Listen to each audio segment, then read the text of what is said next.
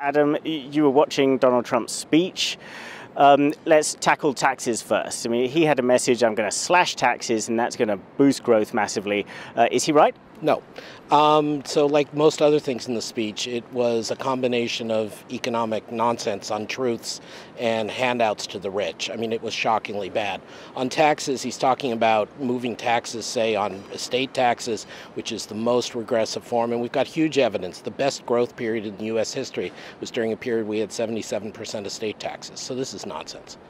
What about on trade? I mean, he continued his very aggressive stance on trade. Is he right that he can negotiate significantly better trade deals with America's trading partners? Answer again is no.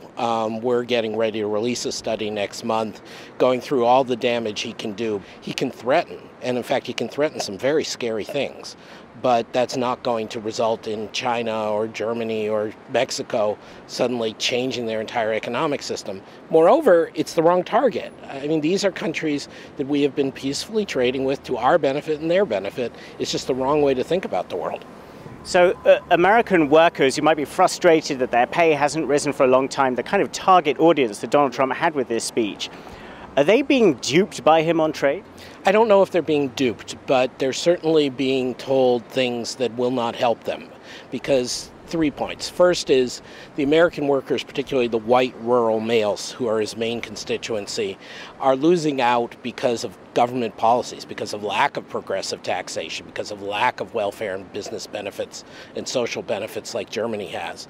The second reason is because for poor people in the U.S., most of their income goes to consumption goods like food and clothing and fuel, all of which, if you do Trump's policies, are going to cost 25–40% more, and it'll hurt them directly.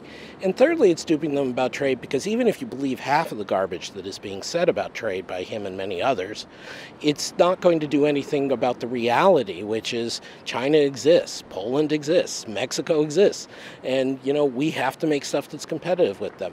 So without getting abstract, I don't know if they're being duped, but they're certainly being told things that are not going to work. And Trump also talked quite a bit about energy. He says that he wants to tear up the Paris Climate Agreement. He wants to pile back into fossil fuels. Now, it's obviously not going to be great for the climate, but what about for economic growth? Is he right that that could actually stimulate growth? It is the one thing where he's got a quarter truth as opposed to zero truth. So in the very, very short run, if you suddenly start producing a lot of fossil fuels, you might drive down the prices of fuel and you might employ a few 100,000 more people.